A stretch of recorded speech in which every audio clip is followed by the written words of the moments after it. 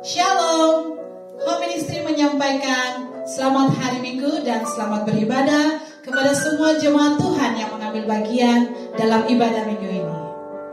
Kita mulai ibadah kita, jemaat Tuhan diundang untuk bangkit berdiri.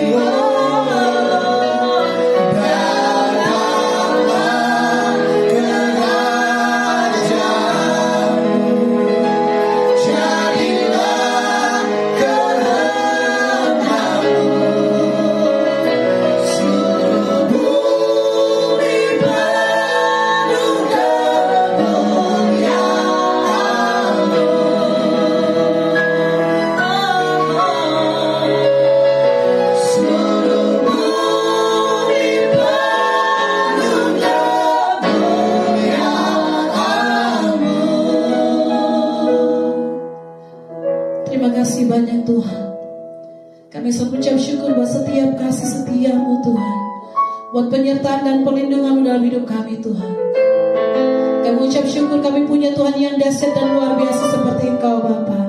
Engkau menyucikan dan menguruskan setiap hati dan pikiran kami Tuhan. Tunggu jiwa kami serahkan ke dalam tangan-Mu untuk Engkau basuh dengan darah-Mu Tuhan. Biarlah kami layak untuk menghadap hadirat-Mu pada saat ini Tuhan. Berkati ibadah kami Tuhan, berkati semua kami yang mengikuti ibadah ini Tuhan. Biar Engkau berkati juga hamba-Mu yang akan Engkau pakai Tuhan. Terima kasih banyak Tuhan. Haleluya. Kami siap masuk dalam hadirat-Mu Tuhan.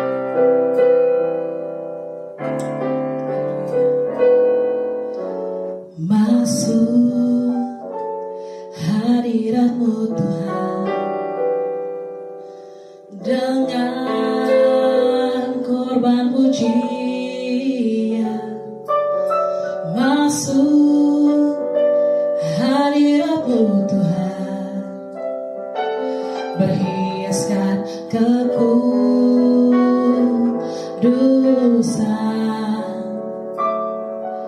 di hadapan hadirat-Mu Tuhan.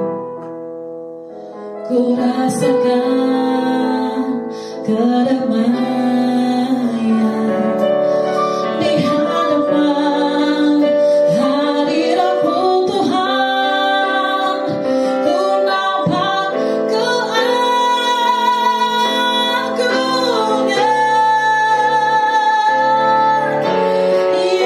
Yesus. Ku sembah Kau, sujud di hadapan-Mu. Keinginan dalam hidupku hanya untuk menyembah-Mu. Mari sama-sama kita akan pujian katakan. Masuk hadirat-Mu Tuhan, yes. Dengan korban pujian. Masuk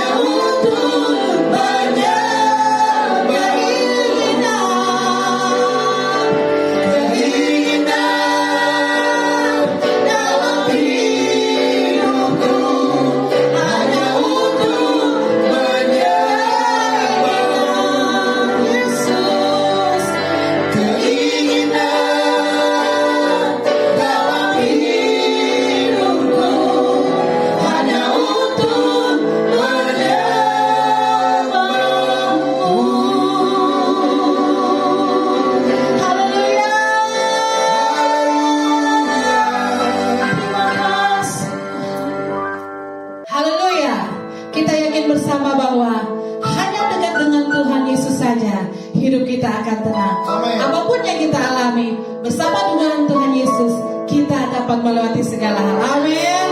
Yes, kita akan menjadi katakan hanya dengan Tuhan saja.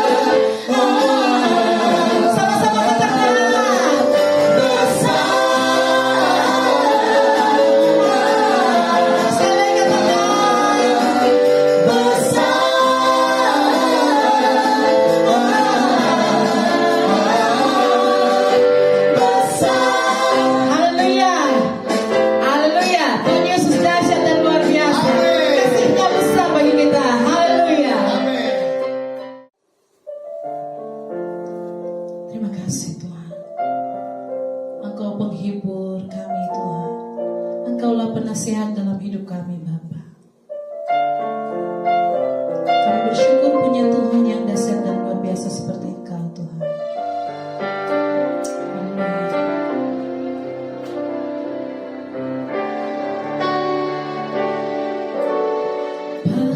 Penasehat di hidupku,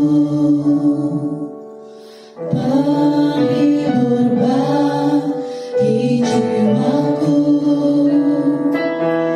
ya Roh Kudus penolongku di tubuh jiwa dan rohku.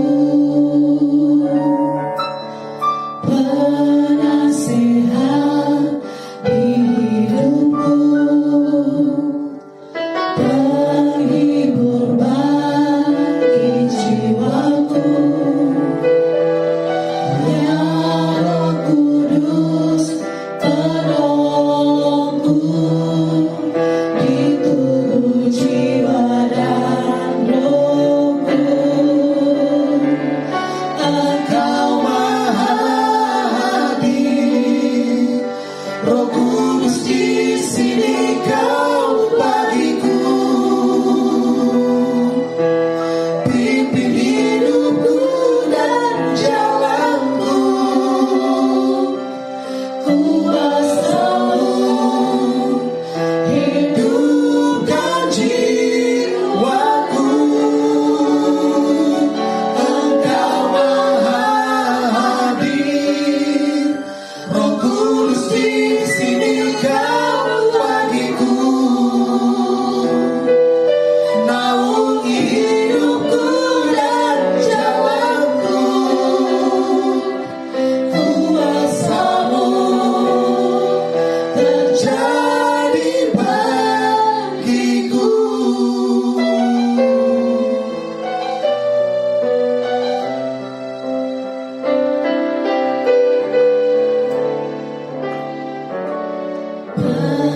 Penasehat di hidupku,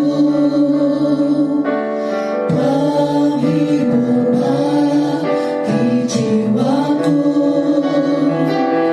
ya Roh Kudus penolongku di tubuh jiwa dan rohku.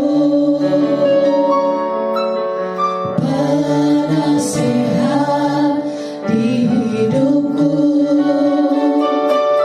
penghibur bagi jiwaku, ya Roh Kudus penolongku di tubuh jiwa dan rohku. Engkau Maha Hadir, Roh Kudus di sini Kau bagiku. Pimpin hidupku dan jalanku, kuasa-Mu hidupkan jiwaku. Engkau Maha Hadir, Roh Kudus di sini Kau bagiku. Naungi hidupku dan jalanku, kuasa-Mu terjadi bagiku. Engkau Maha Hadir, Roh Kudus di sini Kau bagiku. Pimpin hidupku dan jalanku, kuasa-Mu hidupkan jiwaku. Engkau Maha Hadir, Roh Kudus di sini Kau bagiku.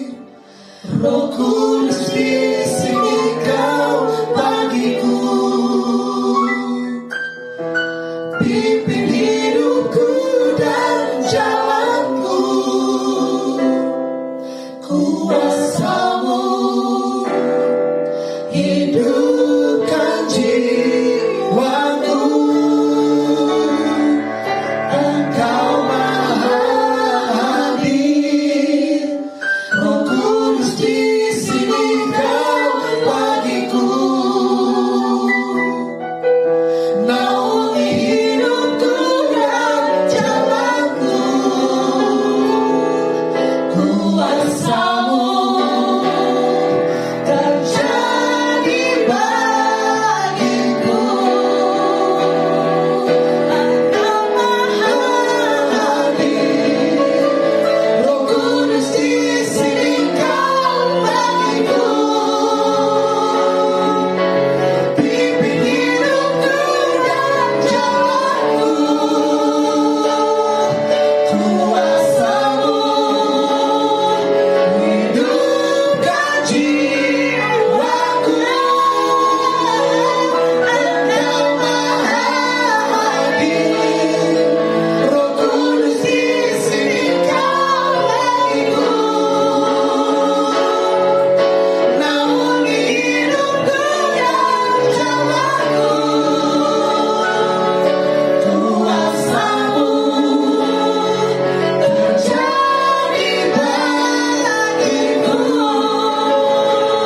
Engkau Maha Hadir, Roh Kudus di sini Kau bagiku.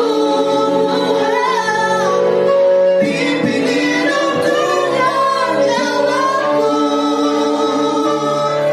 kuasa-Mu hidupkan jiwaku. Engkau Maha Hadir, Roh Kudus di sini Kau bagiku. Naungi hidupku dan jalanku, kuasa-Mu terjadi bagiku.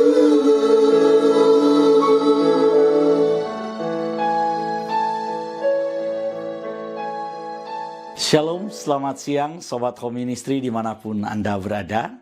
Kita akan mendengarkan firman Tuhan pada siang hari ini, tapi sebelumnya mari kita berdoa.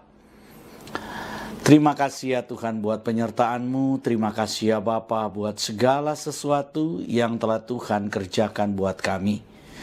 Kami tahu apabila kami ada sebagaimana kami ada saat ini, itu semua karena penyertaan Tuhan.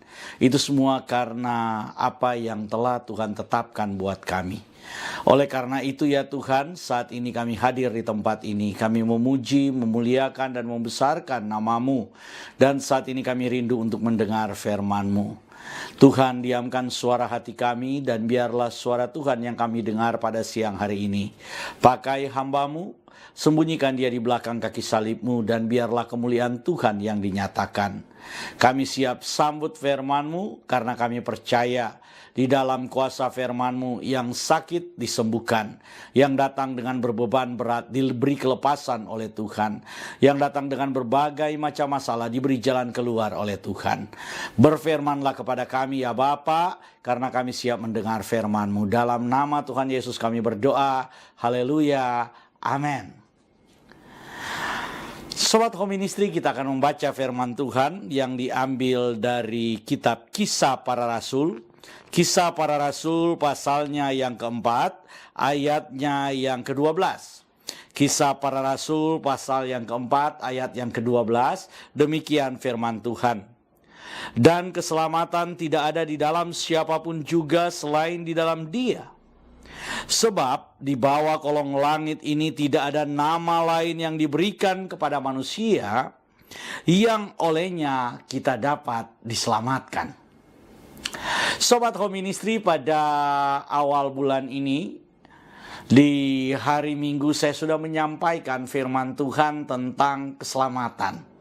Kita sudah berbicara tentang apa itu keselamatan dan kenapa manusia harus diselamatkan. Hari ini saya akan berbicara tentang Yesus Kristus, satu-satunya jalan keselamatan. Sobat Home Ministry, kalau kita berbicara tentang keselamatan, maka kita harus pahami secara benar bahwa keselamatan itu adalah proyek besar sorga. Keselamatan itu adalah rencana Tuhan sendiri. Keselamatan itu bukanlah keinginan manusia untuk diselamatkan, karena firman Tuhan berkata bahwa tidak ada manusia yang benar, tidak ada manusia yang melakukan kehendak Tuhan. Semuanya telah berdosa, semuanya telah meninggalkan Tuhan, semuanya telah kehilangan kemuliaan Tuhan. Bahkan Rasul Paulus pada satu kesempatan berkata bahwa aku ingin melakukan hal-hal yang baik, tetapi justru yang aku lakukan adalah apa yang tidak aku kehendaki, yaitu perbuatan yang tidak baik. Kemudian dia berkata, siapakah yang dapat melepaskan aku dari tubuh maut ini? Jadi Sobat Home Ministry, kalau kita kemudian membicarakan keselamatan sebagai niat dan keinginan kita sebagai manusia untuk kemudian mencari keselamatan, untuk mencapai keselamatan, maka Rasul Paulus berkata bahwa tubuh maut kita ini tidak akan pernah mampu membawa kita pada keselamatan. Karena keinginan daging itu adalah maut. Dan selama kita masih hidup di dalam daging ini, keinginan daging itu ada di dalam kehidupan kita. Keinginan daging ini terus menguasai kehidupan kita. Keinginan daging ini menginginkan supaya dia dipuaskan. Tapi selanjutnya Rasul Paulus berkata, syukur kepada Tuhan oleh kasih karunia di dalam Tuhan kita Yesus Kristus. Maka kita dilepaskan. Kita dibebaskan. Kita mendapatkan keselamatan itu. Jadi kalau kita berbicara tentang keselamatan, maka kita harus pahami pertama bahwa keselamatan itu adalah rencana atau proyek dari sorga. Keselamatan itu bukanlah upaya manusia, bukanlah usaha manusia, bukanlah perbuatan-perbuatan manusia, tapi keselamatan itu adalah rencana Tuhan, dan yang mengerjakan keselamatan itu adalah Tuhan sendiri. Dia kerjakan buat saudara dan saya. Oleh karena itu di dalam kekristenan memahami dan kemudian kita mengerti bahwa apabila kita diselamatkan, itu karena kasih karunia Tuhan. Keselamatan itu adalah anugerah. Keselamatan itu adalah pemberian dari Tuhan. Keselamatan itu adalah kasih karunia Tuhan buat kita.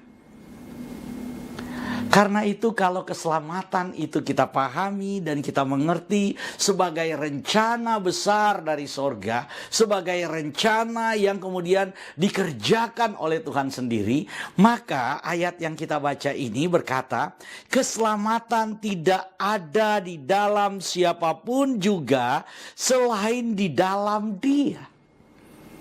Jadi kalau keselamatan ini adalah rencana besar sorga, keselamatan ini adalah rencana Tuhan itu sendiri, maka kita dalam mencari keselamatan, kita di dalam memahami keselamatan, tidak dapat kita pahami di luar keberadaan Tuhan itu. Oleh karena itu, kalau kemudian ada yang berkata supaya kita diselamatkan, kita harus melakukan perbuatan A, perbuatan B, perbuatan C. Kita kemudian harus menjaga kekudusan, harus melakukan A, B, C, D. Maka orang itu menempatkan keselamatan itu sebagai akibat dari perbuatan dia. Padahal kita harus mengerti bahwa keselamatan itu adalah akibat dari perbuatan Tuhan. Keselamatan itu adalah akibat dari karya Tuhan itu buat saudara dan saya. Keselamatan itu adalah akibat kasih karunia Tuhan. Atau saya ingin katakan keselamatan itu adalah pemberian Tuhan untuk saudara dan saya. Tuhan yang mengerjakan keselamatan itu untuk saudara dan saya.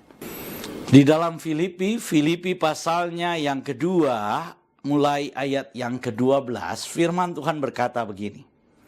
Hai saudara-saudaraku yang kekasih, kamu senantiasa taat, karena itu tetaplah kerjakan keselamatanmu dengan takut dan gentar, bukan saja seperti waktu aku masih hadir, tetapi terlebih pula sekarang waktu aku tidak hadir.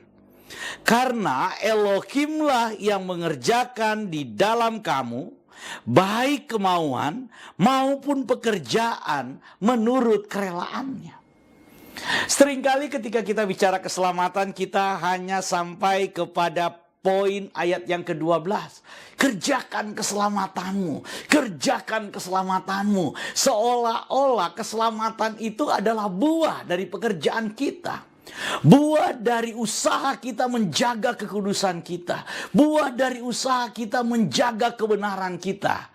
Kita lupa ayat yang ke-13. Ayat yang ke-13 berkata, karena Elohimlah yang mengerjakan di dalam kamu baik kemauannya maupun pekerjaan menurut kerelaannya. Jadi kalau saudara dan saya mampu menjaga kebenaran kita, kita mampu menjaga kekudusan kita, kita mampu menjaga hal-hal yang benar di dalam kehidupan kita, firman Tuhan berkata bahwa keinginan untuk mengerjakan kebenaran, keinginan untuk mengerjakan kekudusan, keinginan untuk mengerjakan hal-hal yang baik itu muncul dari apa yang telah Tuhan kerjakan di dalam kita. Keinginannya saja diberikan oleh Tuhan, saudara.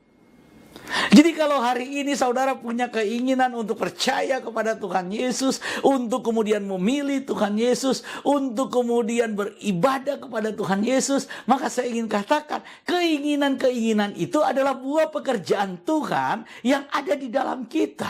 Atau dengan kata lain, itulah pekerjaan Roh Kudus buat kita. Roh Kudus bekerja di dalam kita, memunculkan keinginan kepada kita, memunculkan motivasi kepada kita, memunculkan semua yang kita ingin kerjakan supaya berkenan di mata Tuhan.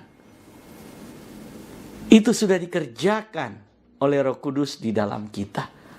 Karena Roh Kudus yang mengerjakan itu di dalam kita, maka firman Tuhan berkata bahwa pekerjaan, jadi perbuatan kita pun, perbuatan benar kita, perbuatan kudus kita, perbuatan yang berkenan di hadapan Tuhan yang kita lakukan, itu semua dikerjakan oleh Tuhan buat kita. Lalu Pak, apakah kita kemudian menjadi seperti robot? Bukan. Manusia bukan menjadi seperti robot. Tapi keinginan manusia, yaitu keinginan daging, itu di dalam diri kita, di dalam iman kita, di dalam batin kita, di dalam jiwa kita. Keinginan-keinginan daging itu dikalahkan oleh keinginan roh. Tugas kita adalah memproklaim apa yang menjadi keinginan Tuhan dalam kita. Tugas kita adalah menyatakan apa yang menjadi keinginan Roh Kudus di dalam kehidupan kita. Oleh karena itu, Sobat Home Ministry, ketika kita bicara keselamatan selanjutnya, firman Tuhan yang kita baca tadi, keselamatan tidak ada di dalam siapapun selain di dalam Dia. Sebab di bawah kolong langit ini tidak ada nama lain yang olehnya kamu dapat diselamatkan. Satu-satunya jalan keselamatan hanya ada Yesus. Karena nama yang dapat menyelamatkan kita hanya satu nama, yaitu nama Yesus Kristus Tuhan kita. Mengapa Yesus Kristus menjadi satu-satunya jalan keselamatan? Nah, yang kedua, kalau kita berbicara tentang keselamatan, kita sedang berbicara tentang bagaimana gambar dan rupa Tuhan yang rusak dalam diri kita itu diperbaiki oleh Tuhan. Sobat Home Ministry, ketika Tuhan menciptakan manusia dalam Kejadian 1 ayat 26 dan 27, firman Tuhan berkata bahwa manusia itu diciptakan berdasarkan gambar dan rupa Tuhan. Tetapi gambar dan rupa Tuhan itu kemudian rusak di dalam diri manusia. Manusia melakukan dosa atau kemudian manusia mengambil posisi untuk berseberangan dengan Tuhan. Dengan mengikuti perkataan si jahat, dengan mengikuti perkataan setan, yaitu dia kemudian makan buah terlarang. Dan ketika dia makan buah itu, akibatnya firman Tuhan berkata, maut. Maut. Upah dosa adalah maut. Gambar dan rupa Tuhan dalam diri manusia menjadi rusak. Oleh karena gambar dan rupa Tuhan dalam diri manusia menjadi rusak, maka gambar dan rupa Tuhan itu harus diperbaiki. Masalahnya sekarang, kalau kita berbicara tentang gambar dan rupa Tuhan, gambar Tuhan dalam diri manusia itu berbicara tentang komposisi ilahi. Jadi manusia ketika kemudian diciptakan oleh Tuhan, Tuhan menciptakan manusia dengan komposisi ilahi. Komposisi ilahi Tuhan berikan kepada manusia. Kalau kita berbicara tentang rupa Tuhan, maka kita sedang berbicara tentang kualitas ilahi. Ketika Tuhan selesai menciptakan komposisi ilahi, maka selanjutnya dalam Kejadian pasal yang kedua, ayat yang ke-7, kalau kita baca di situ, maka Tuhan kemudian menghembuskan nafas hidup, sehingga manusia itu menjadi makhluk yang hidup. Di sini ada kualitas, yaitu nefes haya, atau nafas dari Yahweh. Nafas dari Tuhan sendiri diberikan kepada manusia supaya manusia memiliki kualitas ilahi. Untuk memperbaiki komposisi ilahi dan kualitas ilahi, maka nggak mungkin kita kerjakan dengan usaha kita. Nggak mungkin komposisi ilahi itu kemudian itu menjadi baik karena ada perbuatan-perbuatan kita yang baik. Firman Tuhan berkata bahwa perbuatan baik kita itu ibarat kain kotor, saudara. Kata kain kotor itu seperti kain pembalut, kain yang najis, kain yang gak layak. Saudara bisa bayangkan bagaimana mungkin perbuatan baik yang di mata Tuhan seperti kain najis, seperti kain kotor, itu kemudian bisa memperbaiki komposisi ilahi dalam diri kita. Itu mustahil. Oleh karena itu yang bisa memperbaiki komposisi ilahi itu adalah Tuhan itu sendiri.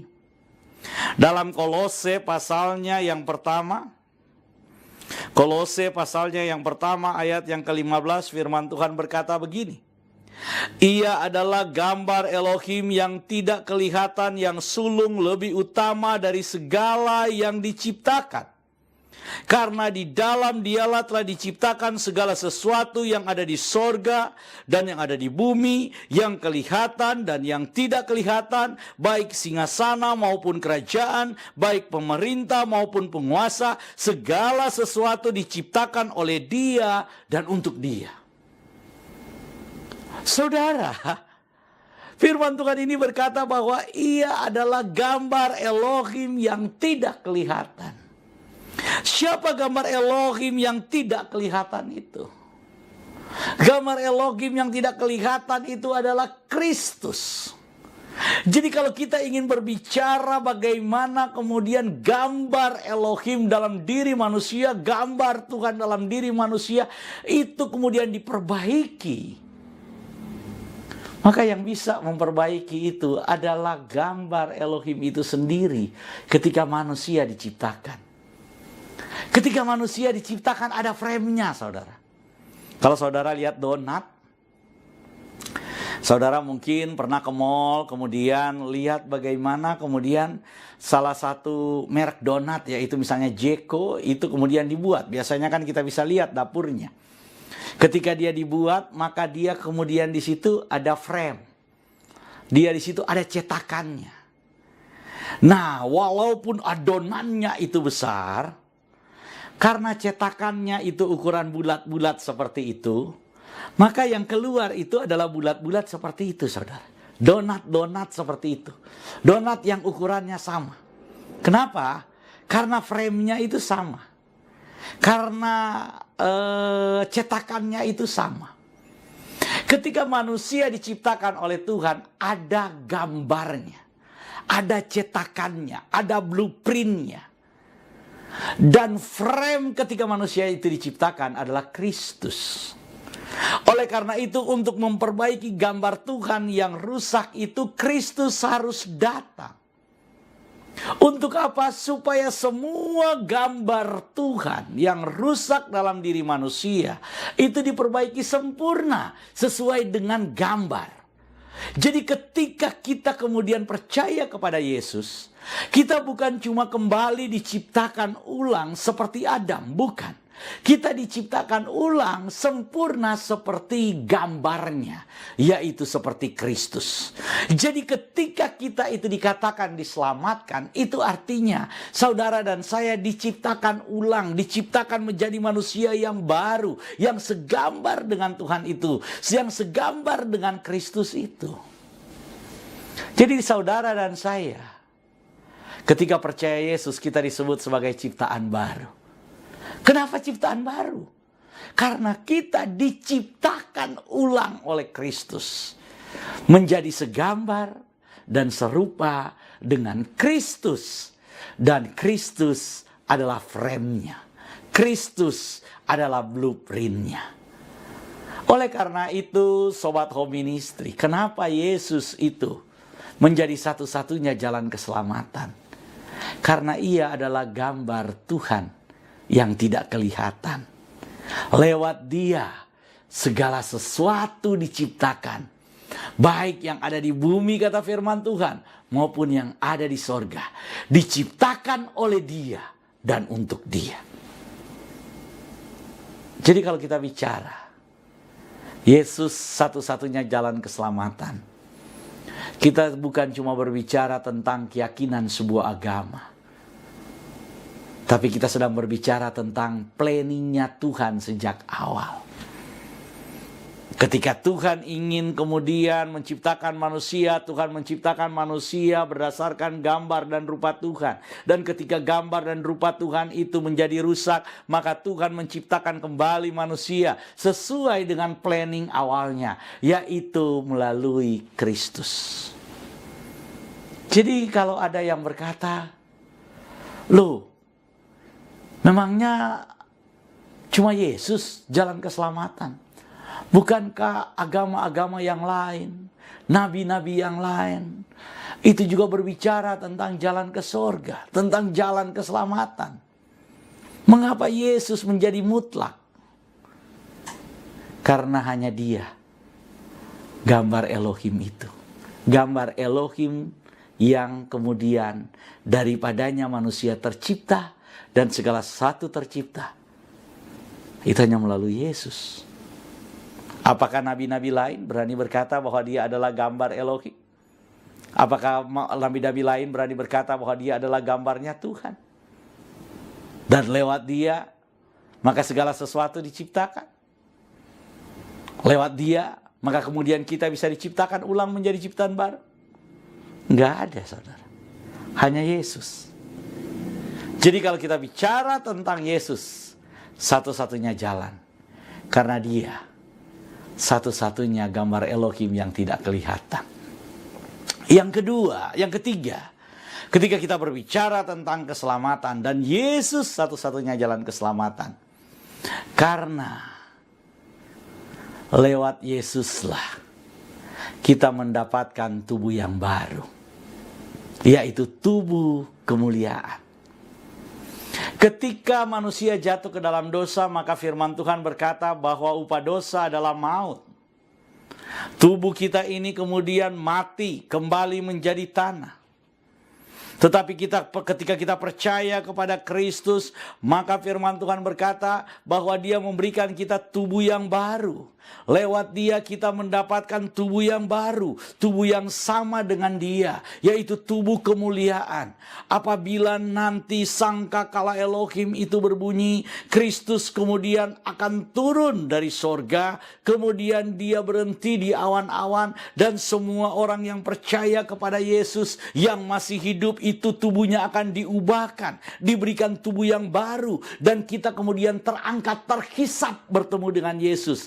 Sedangkan mereka yang mati di dalam Yesus, maka mereka kemudian dibangkitkan dengan tubuh kemuliaan, dengan tubuh yang baru, dan kita bersama-sama terangkat untuk menyatu dengan Kristus. Karena itu Yesus disebut sebagai buah sulung kebangkitan. Yesus disebut sebagai buah sulung tubuh kemuliaan itu. Yang mengenakan tubuh kemuliaan itu. Buah sulung adalah Kristus. Dan kita disebut sebagai saudara-saudaranya. Jadi saudara dan saya yang percaya kepada Yesus saat ini telah memiliki genetika ilahi. Telah memiliki DNA ilahi. Karena kita memiliki genetika ilahi. Kita memiliki DNA ilahi. Maka kita juga memiliki tubuh kemuliaan yang Tuhan sediakan bagi setiap orang yang percaya kepada Kristus. Saudara, banyak orang berkata, oh, masuk surga. Masuk surga. Tapi saya ingin katakan, kalau kita ingin ke surga, kita bukan sedang tamasya. Jadi saudara pikir ketika kita pergi ke surga, maka saudara kemudian akan datang ke surga dengan tubuh yang fana ini. Firman Tuhan berkata, darah dan daging tidak mewarisi kerajaan surga. Jadi kalau saudara ingin masuk surga, saudara harus memiliki spare part surgawi.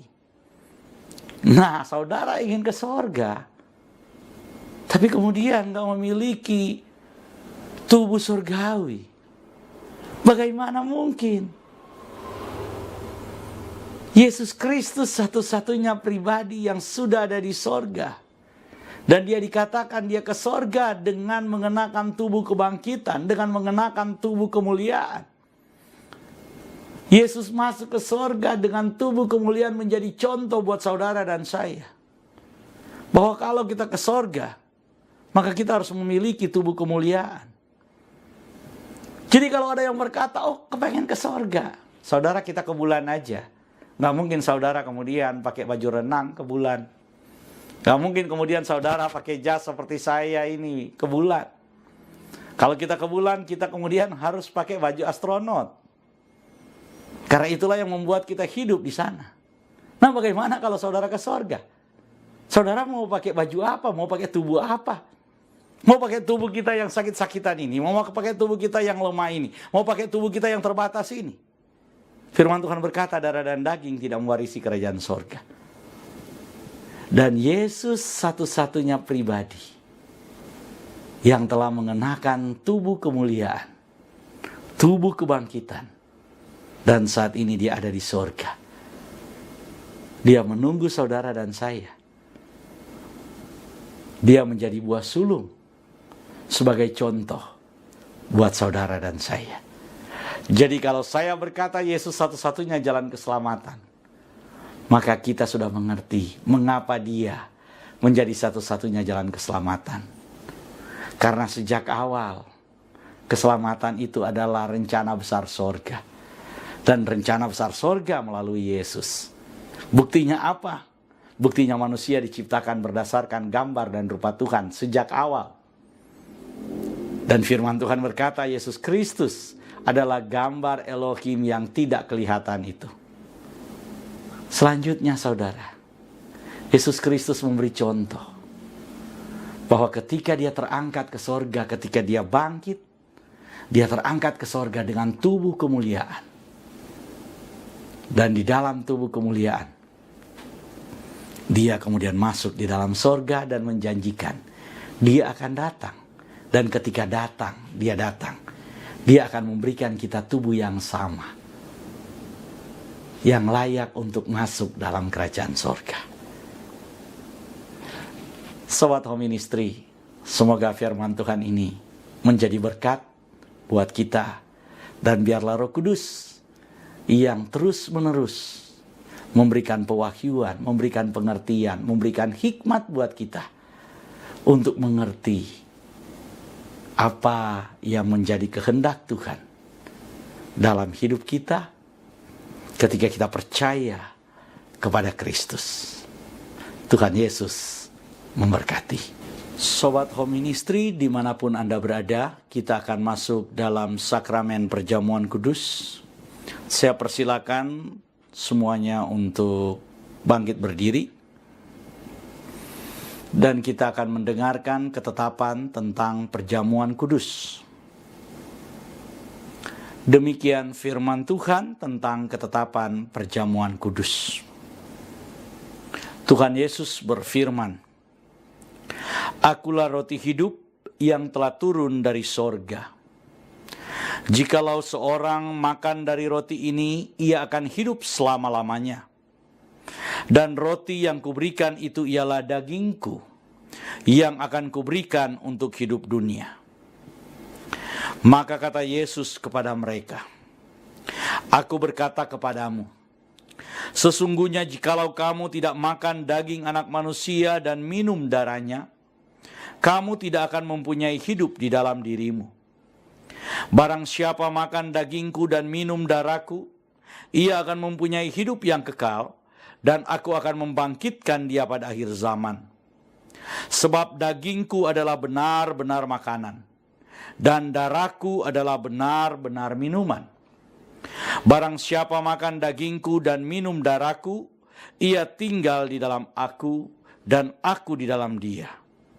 Sama seperti Bapa yang hidup mengutus aku, dan aku hidup oleh Bapa, demikian juga barang siapa yang memakan aku, akan hidup oleh aku." Dan ketika mereka sedang makan, Yesus mengambil roti, mengucap berkat, dan memecah-mecahkannya, lalu diberikan kepada murid-muridnya dan berkata, "Ambillah, makanlah, inilah tubuhku." Sesudah itu, ia mengambil cawan, mengucap syukur, lalu memberikannya kepada mereka dan berkata, "Minumlah kamu dari cawan ini, sebab inilah darahku, darah perjanjian, yang ditumpahkan bagi banyak orang untuk pengampunan dosa." Kalau kita percaya bahwa roti dan anggur ini adalah persekutuan dengan tubuh dan darah Yesus, mari kita angkat lebih tinggi dari kepala kita dan sama-sama kita mengaku, "Dalam nama Tuhan Yesus, aku percaya inilah tubuh dan darah Yesus. Kalau saya makan tubuh Yesus dan minum darah Yesus, maka saya percaya semua dosa-dosa saya telah diampuni dan dihapuskan oleh Tuhan. Saya percaya oleh darah Tuhan Yesus, semua sakit penyakit saya telah disembuhkan. Saya percaya oleh darah Yesus, semua kutuk telah dipatahkan. Saya percaya kalau saya makan tubuh dan minum darah Yesus, maka saya akan diberikan tubuh kebangkitan yang akan diangkat untuk bertemu dengan Yesus di awan-awan yang permai. Oleh karena itu, saya terima tubuh dan darah Tuhan Yesus. Jadilah sesuai firman Tuhan. Mari kita angkat terlebih dahulu tubuh Yesus dan kita berkata, "Inilah tubuh Tuhan Yesus Kristus." Kita makan bersama-sama dalam nama Tuhan Yesus. Mari kita angkat cawan anggur yang berisi darah Tuhan Yesus. Dan kita berkata, "Inilah darah Tuhan Yesus." Mari kita minum bersama-sama dalam nama Tuhan Yesus. Mari kita mengucap syukur karena Tuhan telah memberikan tubuh dan darahnya untuk menyelamatkan kita. Mari sama-sama kita mengucap syukur.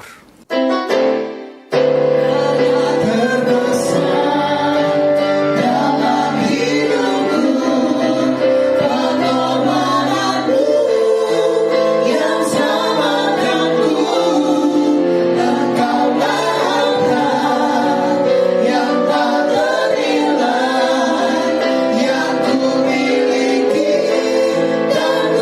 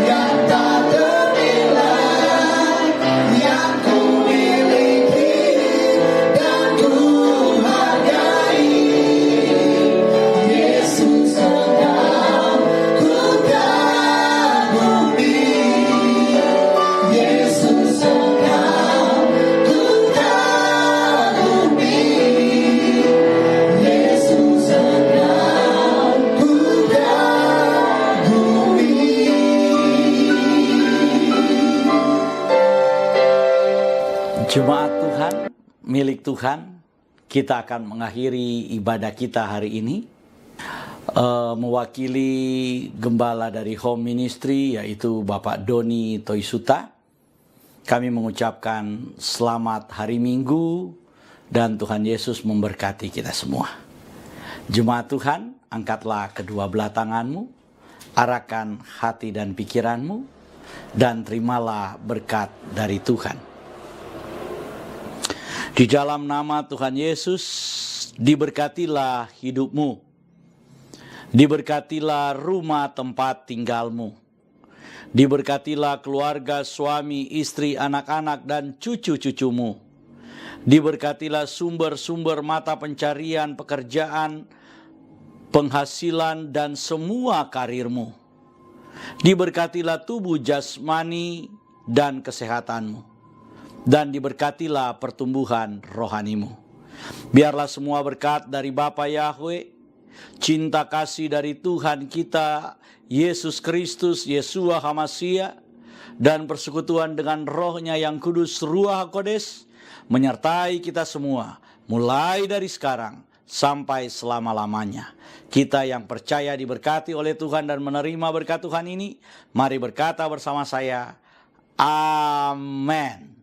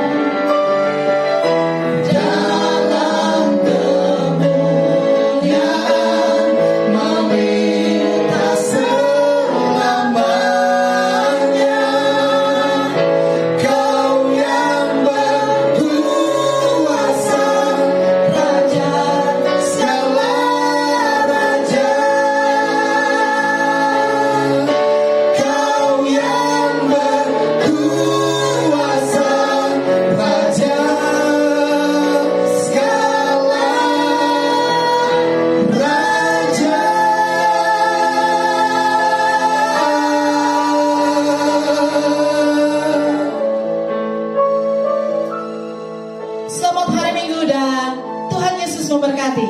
Shalom.